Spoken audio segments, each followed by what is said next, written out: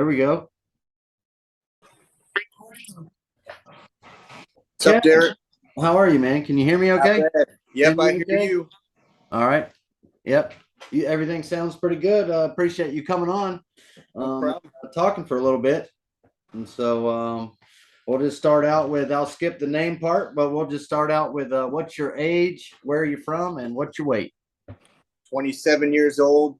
I live around Cleveland, Ohio, and I compete at 154. All right. And so what exactly got you into arm wrestling? So I got into it about 7 years ago. I was a rock climber for about four or 5 years prior to getting into arm wrestling. So I already had a good base with rock climbing. Mm-hmm. And when I got into college, I met a buddy in one of my classes. His friend was actually competing in arm wrestling already. So just over the course of the semester, he learned that I was a rock climber, and he wanted to see how I would do against his friend who competed in arm wrestling. So one day we hooked up, we went out into the courtyard, got on the picnic table, and we gripped up, and the rest was history after that. Really? So, yeah, I mean, I guess they noticed that I had a good base for it right off the bat, and they invited me out to practices. I started working out with them, and yeah, it just kind of snowballed from there. Yeah, yeah, it sounds like it. I've never arm wrestled a rock climber, but I would imagine they would just have just a ton of fingers, Oh, for sure. Yeah. Definitely gave me a good base. Yeah. 100% sounds like it. Well, me actually, I got into it by watching because of COVID and Pulling John. That's what got me into it. I watched that movie a lot. Yeah, you're fairly recent then. Yeah, oh yeah, I've only been doing it for like 18 months, but okay. I love it. I still love it and enjoy it. And so now I'm using this, trying to, I guess the fastest way I know to try to get to know arm wrestlers as fast as you can, I guess, is try to talk to all of them. But I go to tournaments. Never too late to get into it. Yeah, that's right. But yeah, it was crazy because just crazy how much things have changed since just I watched that movie just 18 months ago, how fast things have progressed. But yeah, because I actually started when Game of Arms was coming around. Oh, really? Have you watched any of that?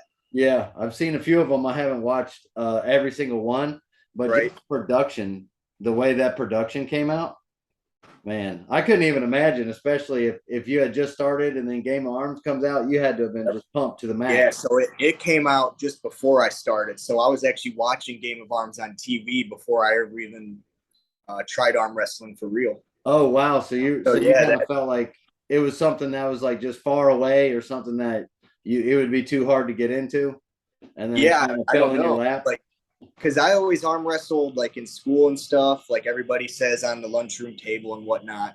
Yeah. So when I seen arm wrestling was going to be on TV, I mean, it instantly drew me to it. I just had no clue that it was a professional thing or that people actually did it as a sport back then. So it was cool that I was watching that show, and then it was probably just a couple months later, I met my buddy who was in arm wrestling, and it just all worked out perfectly from there. Right. And Game of Arms is a little bit like, even if you were to watch Game of Arms, I guess maybe if you didn't realize it, you might not realize that there's still like arm wrestling tournaments and stuff. The way, you know what I mean? The way Game of Arms portrays it, you may think, well, there's not actually a real league where people actually have a referee and a table, because Game of Arms kind of mystified it in a way that it was just like I don't know if like a lot of the characters were almost fiction, the way it made it sound like they just like met up in some abandoned warehouse. Right, like some underground agreement going on. So like Fight Club or something. Exactly. That's cool. So what this is a little bit of a longer question. What would a typical training, a week's worth of training look like for you? So we'll just start with Sunday, which is my table time practice with my team. We usually train from 2:00 on to about 5 or 6 p.m. I personally try to stay on the table as much as possible. Over the years, I've built up my endurance, and I mean, I could pretty much do a 3-hour practice and only be off the table for a few minutes. So, and depending depending hold on on how, just a second. yeah, Sorry. take your time. That was my house phone rang. Sorry, it was making a loud. It still is, but No problem. go ahead. You So can yeah, finish talking depending now. on how table time goes, I'll probably be a little bit sore on Monday, which I'm still going to try to get a gym session in. If I feel good enough, I'm going to start with my core arm wrestling lifts. So basically, I've picked out maybe 5 lifts that I'm going to do these lifts every single week in the same fashion. And those are the lifts that I'm going to try to get stronger at. So let's just say Monday, I'm feeling good. My core lift is going to be fingers. I usually use the Ezreal eccentric handle, and I'll attach it to a high pulley. Yeah. And the way my workout is set up, I'm either going to do 4, 6, or 8 reps. Okay. So every week, if I can get that 4 reps, the next week I'm going to do the same exact weight, but I'm going to do 6 reps. And then the next week I'm going to do the same exact same lift, but I'm going to do 8 reps. As long as I get that 8 reps, then the next week I'm going to move up the weight and I'm going to go back down to 4 reps. Okay. So when you go back to the, say what? Go ahead. Okay, I was trying to ask, when you go back down to the 4 reps, does the weight change at that point, or is the weight go up again? Yeah, I usually move up 5 pounds. If 5 pounds is move up, it's going to be 2.5 pounds. Okay. But yeah, when I go back down to 4 reps, the weight always goes up. Okay. Yeah. So that would that be considered almost a form of eccentric loading? Is that what that is? I'm not sure what the exact term of it would be, but I'm not sure either. But I've heard of eccentric overloading like a lot, and I just assumed it was where you keep just stacking on more and more volume, more and more volume. Exactly. So, I mean, basically, it's always going to be a slow progress. So, because I'm moving up the weight in such a slow fashion, I mean, your gains are probably going to look like this over the course of a long period of time. Where I'm sure other ways of lifting, I mean, your gains could probably shoot up, but then at some point they're going to plateau out, and you're going to be stuck at a weight. Where I feel like the way I'm doing it, I mean, I've probably been doing it for 8 months now, and I haven't plateaued out once. I haven't had to move the weight down because it's too much. It's just a slow, steady gain. And I'm sure at some point I am going to get plateaued, and that's when I'm going to start moving the reps down even further. So say I just can't get that 4 reps, then I might have to go down to 2 reps at that same weight. So yeah, and I do that with all 5 of my core lifts. So say Monday would be fingers, like I said. Tuesday would be back pressure. Wednesday would be side pressure. Thursday would be pronation. And say Friday would be cupping.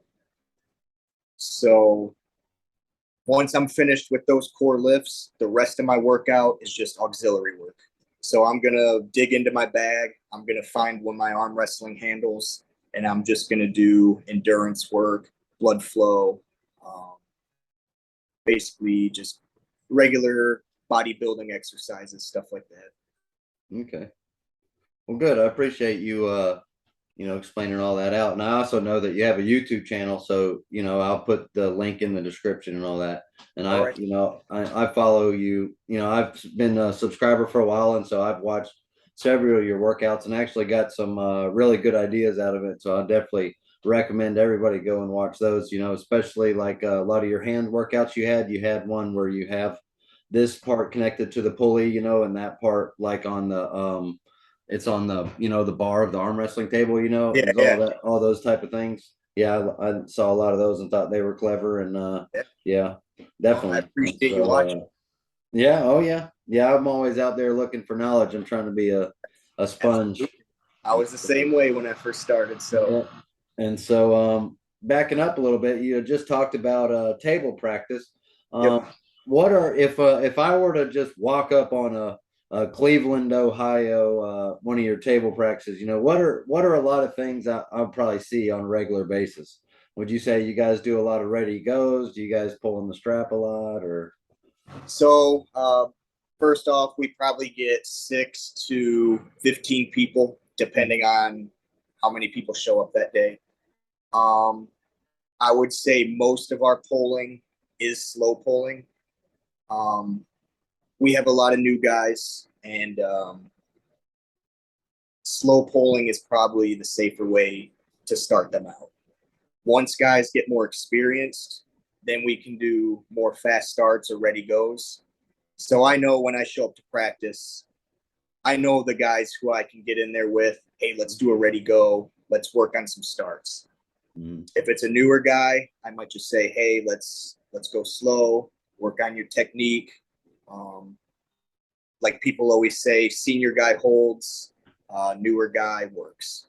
That's pretty much what we follow at Cleveland Arm Wrestling as well. Yeah.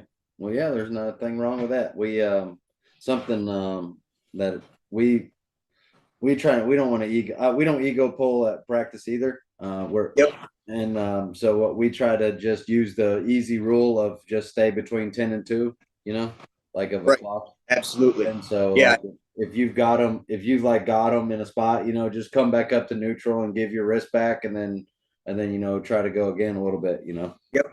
Yeah, the majority of that match should be at 10 and 2. Mm-hmm. And then once you feel either you're getting an advantage or somebody else is getting an advantage, Mm-hmm. just go back to that center table and start working from there again.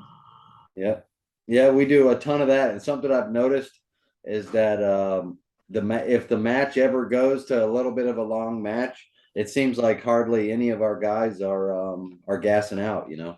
I'm not Right. saying we're all like endurance monsters or anything, but if you're just grabbing and just pinning really quick in practice and you don't really have all that time under tension, then what are you getting out of it? Exactly. And Besides that the goes swing both arm. ways, though, because me being a slow puller for going on 7 years now, Uh-huh. my biggest flaw in tournaments is the ready go and people who have the speed on me. Uh-huh. Generally, if I can stop a match, I feel like I can work my way back into it, Uh-huh. and endurance is going to end up prevailing. But I mean, it's a two-way street because some people are just those explosive monsters, and then other people are just endurance monsters where if they stop the match, you're not going to beat them. Right. Yeah, that is something else I've noticed about arm wrestling, and it's all a balance. You can even get that way in the weight room too. Like if you did nothing but isometric holds all the time, then Yep. your movements would get kind of choppy, but you would probably have like a hell of a stick. But Right. Yeah, and I kind of think that's where rock climbing almost gave me a disadvantage too, because a rock climbing session could be 3, 4, 5 hours long sometimes, uh-huh, and it's just an endurance thing the whole time. I mean, uh-huh, very rarely are you making an explosive movement. So I think that kind of carried over to how I arm wrestled, and okay. yeah, I mean I'm working on fixing that still to this day. So Well, hey, it seems like you're doing pretty good. I hear you're pulling Hunter Nobbs coming up. yeah, that's At gonna what be weight is that at? 154. Is he? Okay. Yep, I just didn't realize. I had always heard about him because I think he's from South Carolina, I believe. I believe so. And I'm from North Carolina. And so like anytime, you know, anybody's ever talking about, oh, well, who's the best of what weight class? He's been in the best in South Carolina for Right. quite a while. So Yeah, this is gonna be like the typical who's your best northern guy versus who's your best southern guy. So yeah. a lot of people, I don't know. I don't know if they're counting me out or what, but like I was telling them, I'm not traveling 8 hours away to lose. So, No. I mean, I want to represent the North and I want to go down there and kick some butt. So, Yeah. Hey, I don't see that. One thing I have to say is that ever since I've kind of seen you pop up like on the internet and I was watching, you don't shy away from putting your arm on the table. It seems like you've been right. one of the most active guys, you know, and you've been around. I can't sit here and I'm going to be honest, I can't sit here and list off every tournament you've been to, but I think you've been to several. I know you've been to several state championships, and you've been. I don't know if you went to the Worlds this year or not, but I think you did. It's still coming up, but I am going to that. Okay. Well, maybe So it wasn't this year, but last year it was something in yeah, I went to Orlando. Worlds last year. Okay, last year. Not I Yep. didn't mean to say this year, but I Yep. thought you had went because I thought I remember you taking a picture with the blue shirt that Yep. they had, the uniform. Well then Yeah, heck I yeah, think what was just that? since 2022 started, the past 7 months, I think I've done 8 tournaments. Yeah, see, So so you're yeah, not. that's pretty active, I think. Oh yeah, super active, and you're not one. You're not somebody that just says, "Oh, well, there wasn't nothing close," or I didn't have nothing within an Right. hour or whatnot. If you want to Exactly. get better, you got to be willing to put yourself out there. Yeah, that's the only way to get better is to go to the bigger and better tournaments. And since we're talking about, I guess, competing, what is your advice, or how long did you wait before you decided to go try and compete? Like for a brand new arm wrestler, what would you say? So this might not be the best way of doing it, but I started almost immediately.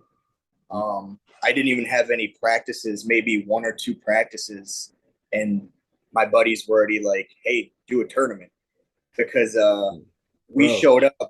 It was a local Ohio tournament, Uh-huh. and we just showed up to watch some of the super matches, and I had no ambition of pulling that day, but yeah, they talked me into it, and Yeah. You got can only into it. watch the other boys play so much. And you're like, I Exactly. want to get in Yeah, there. I think it was my first tournament ever, and I ended up getting third place in the amateur division.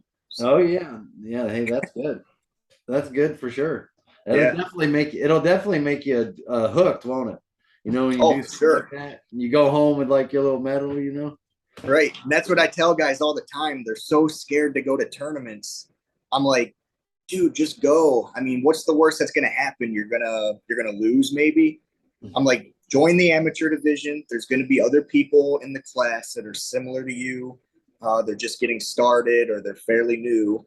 I mean, just got to go out there and do it. I mean, Yeah.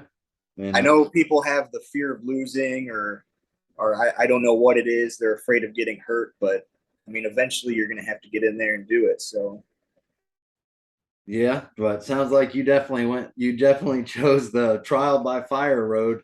You're like, absolutely. I'm not waiting. I'm not, you didn't wait to try to get stronger or anything. You're just like, you went for it. But that's good though. That's the best way to do it. Yeah. But, Yeah. but there is a fair amount. I will admit that I will say for anybody who's never, or hasn't competed yet, there is a fair amount of nerves, I guess, involved depending on how many people are there. But if it's a decent sized crowd and they're only running one table, even if they're running two, it still can be a little bit nerve wracking your first time. But what you're going to realize is that nobody was watching you, man. You go up there and take a loss, and nobody's following you around. Like, oh yeah, Yep. that's that guy lost on table two. Because at Exactly. every single match there's a winner and a loser. And so, but sometimes when you get all in your headspace, you kind of feel like the whole room staring at you and all this other stuff. But in all honesty, they won't remember your name, not unless Right. you won. Exactly. Yeah. So, I mean, I still get nervous to this day. Every tournament I go to, every uh-huh. super match, I mean, still nervous. Yeah, So it's not going to go 100%. away. Nope. All right. Let's see. Can you think of like maybe something, one of the events or one of the tournaments or one of the competitions, something one of the times that really just stood out to you a lot and left kind of like a memory or something you feel like you may, I don't want to say never forget, but just something that's like a highlight or something that stuck with you. Yeah. Probably the first time I ever went to Michigan State. Mhm. Um, this was probably 2016, 2017. Uh-huh. So before that, most of the events I went to were just local tournaments, tiny little bars, and just dumpy little venues. Uh-huh. So then finally, Michigan State comes up. Me and the team, we all travel there. I have no clue what to expect. And it was at the Kellogg Arena. Hmm. So I don't know if you've ever been there or seen the footage, but Yeah, it's a It's a legit venue with bleachers and round tables and big stage. 4 tables they run. Mm-hmm. So that was like my first eye open experience. Like, holy crap, this is for real. Mm-hmm. And yeah, I was still doing the amateur division then, and it was a stacked. I think it was a 160 class for the amateurs, and Mm-hmm. that was yeah, that was an eye opening experience. Like, hey, you better get better, or you're not going to make it in this sport. So yeah. It was one of those times, huh? I, Yep. Yeah. It's one of those tournaments where the next day you're like, man, I better get in the gym because I got to get stronger. yes, I've had a few of those. And now that you mention it, like I've pulled amateur classes too, Uh-huh. and all definitely. And so the, uh something I remember I've noticed maybe not at Michigan State, not at a tournament that size, but some Right. of the smaller ones, even the regionals that I went to, there was only two novice classes. It was 1 to 199 and then 200 plus. And Yep. so if you're coming in at 155, 160, and you got to arm wrestle 200-pound guys, Right. or then yeah, that really will uh open your eyes up, Oh, for sure. Yeah. especially if it's like a real tall lanky guy with a big old hand or something. Yeah. That's happened to me a few times. Something else that I think is just really funny at about arm wrestling is the way somebody looks, their appearance really has nothing to do with how good they can arm wrestle. Yep. Like or how strong they're going to be. Like I've Right. looked at guys that just look smaller, their hands were just much smaller, and they really didn't look the part that much. But I couldn't beat them. So Yeah. I learned that out almost immediately. I mean, the first team I started training with, Team Knuckleheads uh, here on Ohio, there was a guy, Harley Roberts, mm, 143 pounds. Wouldn't say he looked like anything special, wasn't big muscular guy, but I've never beat him to this day. He's not been active for the last few years, but I never beat him in a tournament. And yeah, he was legit. Didn't look the part, that's for sure. yeah, it's just wild. Um, all right, I just gotta. What about? I know that I think I think a lot of people have followed in the past back in WAL. They followed a lot of guys, that were super heavies. It seems Yep. like whenever I first got into arm wrestling, like the most popular guys that you're always hearing about, they were all in the super heavyweight category. Yep. Seemed like the main ones, like Jerry, all the guys. I don't got to name them, and but none of them were on any diets. And so I think a lot of people that come into arm wrestling or that watch those guys, they don't realize the dedication and the how you and stuff. If you're trying to stay at a certain weight, if you're trying to gain strength but not gain a whole ton Right. of weight, how much discipline it actually takes. And so are you on any kind of, I don't want to say special diet, but do you eat clean or anything like that? Yeah, I mean, for the most part, I just try to eat clean, like zero fast food. I don't drink soda, um, like candy and sweets and stuff. I try to stay away from all that. As far as my diet goes, I mean, probably not perfect. I do a lot of Mediterranean diet, which is like olive oil and rice and just different meats and salmon and stuff like that. I mean, I eat a lot of carbs, a lot of fats, a lot of protein, but nothing. I mean, I'm not like microdosing or following my macros or anything like that. Right. So, yeah, just stay away from the junk food and the soda and try to eat clean and healthy. And Yeah. then if I'm cutting weight, it's just a caloric deficit for a few weeks, and Mm-hmm. hopefully I get down to where I want to be. The last few days, if I got to cut some water weight, I'll just go to the sauna and get that last couple pounds off. All right. Yeah, that sounds reasonable. I know a couple guys on our team are actually they're like a little bit heavier and they're trying to lose down. And so they're definitely seeking information on just trying to how to eat clean or just not really how to, but just the best way to try to get into trying not to eat so fatty and all that. Right. I mean, the biggest thing's the calories, though, because I mean, you can eat clean, but Mhm. if you're still eating 5,000 calories, you're not going to lose weight. Yeah, So, that's a true point. That's true. and I weigh myself every morning, and if I eat just a little bit more than what I was expecting, I'm like, man, I didn't lose a fucking pound. And then, like, if I weigh myself at the end of the day, I'm like, holy crap, I gained 2 pounds now. Yeah. So, I mean, you don't realize how much stuff adds up if you're just eating, like, if you got some snacks throughout the day and you're just eating it here, eating it there. Well, next thing you know it, you've eaten 500 calories, Yeah. and you probably didn't burn any of it off. Yeah. So, yeah, caloric deficit, that's the main thing. And then just a little bit of cardio. I mean, I'll go for a walk, try to burn off some calories, but other than that, not much.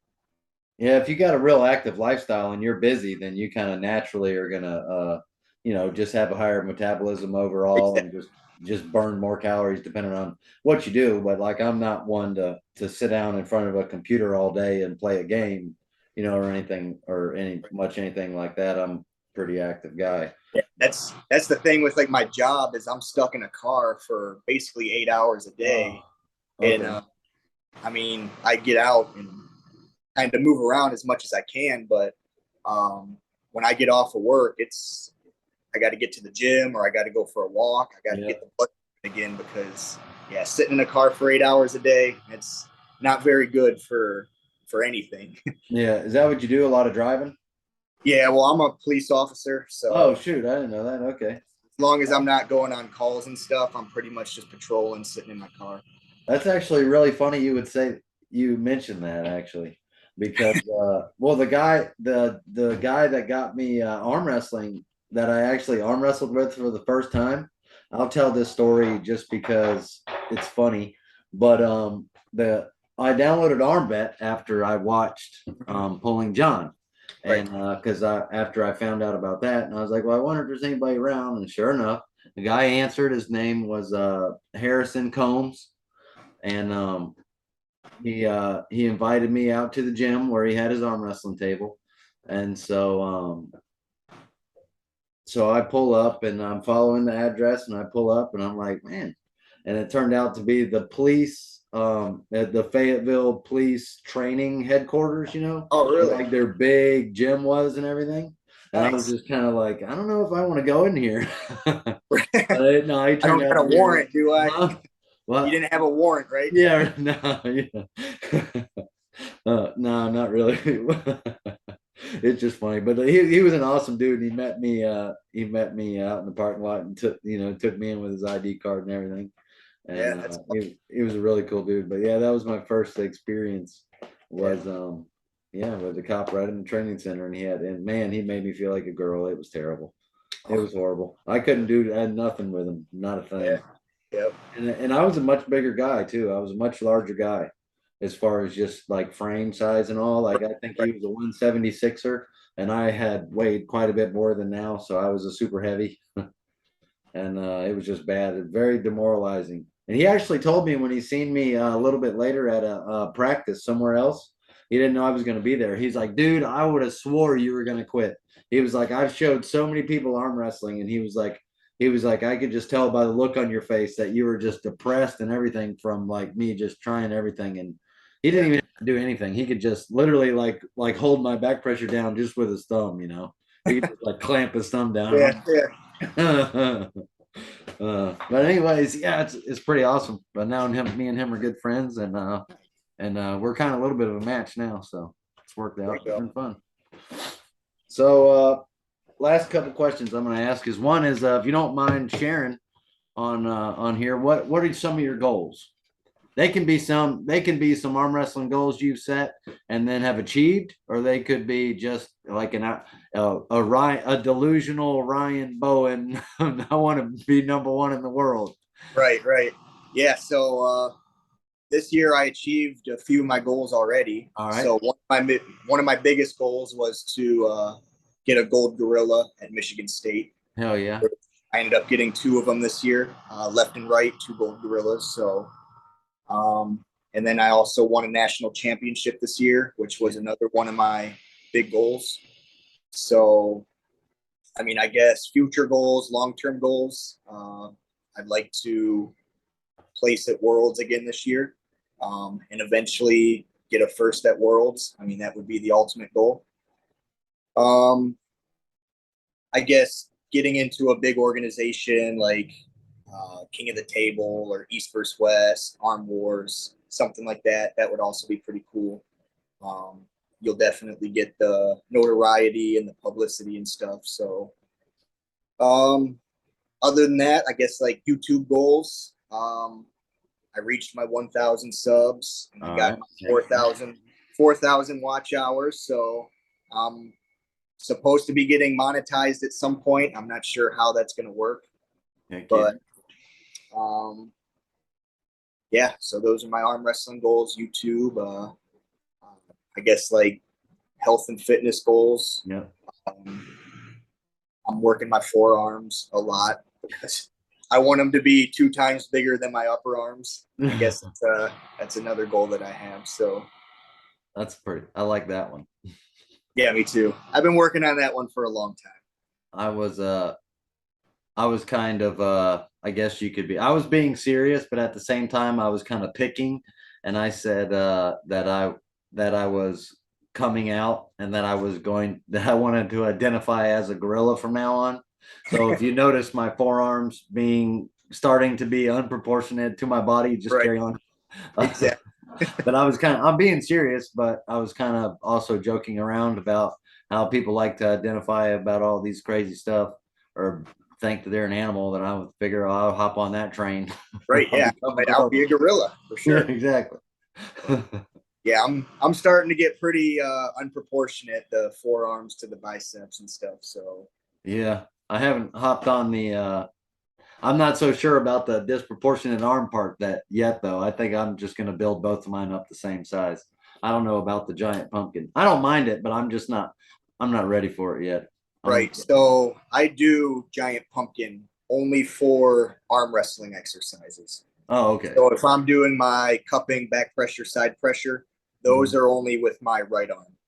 Okay. Now, all my other gym lifts are going to be both arms, just to keep everything kind of synchronized, I guess. To be honest with you, I kind of do the same thing for some reason. I don't necessarily mean to, but for some reason, I don't know. My left used to be weaker, even though I'm right-handed, and so I was trying to even it back out, and I've gone past it. Now I've gotten the habit. But hey, I love it, and I don't know. I guess gains are addictive is all I can say. True. Gains. Yeah, I was the complete opposite. Actually, my left was always naturally stronger. Uh-huh. And I would go to tournaments and I would always place or win left-handed, and my right hand wouldn't even place. So that's why I started pumpkin training, and it worked. Okay. Yeah, because my right has definitely surpassed my left. Okay. Well, man, I'm really glad I asked that question about goals because I'm pretty I don't know, I'm pretty stoked that some of the goals some goals that I would set for myself that you've actually just now recently achieved. So, I mean, what does that say? I mean, how blessed I don't know how to explain it, but I mean, how blessed would it be to like be able to have a conversation with somebody who had already accomplished some goals that you've set for yourself? You know, it just goes to show you that any excuses I may impose on myself are invalid because, I mean, he did it. I mean, you know what I mean? So, right. That's awesome. Yeah, I mean, and my goals, they changed a lot from when I first started. I mean, when I was first starting to like get my toes into the pro level, I mean, my goal was just to beat like a local high level pro. Yeah. And obviously I started beating them. And then as you get better, your goals get bigger. So like when I first started, my goal was never to be world champion. But as you started getting better and progressing in the sport, I mean, now, that's one of my goals. So, well, yeah, I'm glad you explained that. That's smart. Actually, full disclosure, I've never even pulled a pro class yet. Yeah. I haven't pulled a pro tournament. That's a good place to start, though. Have your short-term goals and then have your long-term goals or your delusional goals as well. But for some reason, not to make excuses, but for some reason, tournaments are multiple hours away. And so we normally here it's more people pull more super matches. Like according to who beats who or where you placed at in like a previous tournament, we just line up like super matches every month or so and, Right. do those a little bit more often. Even though nobody's heard of any of us, we don't care. Got to But do what you got to do. yeah, but if you can drive an hour and there's 5 or 6 super matches lined up, you know, and all people you know, it's entertaining. You have 40, 50 people there. So it was Right. a good time. But I appreciate you sitting down and talking a little bit though, and everything, Yeah, no problem. and answering some questions for sure. And I look forward to what was that?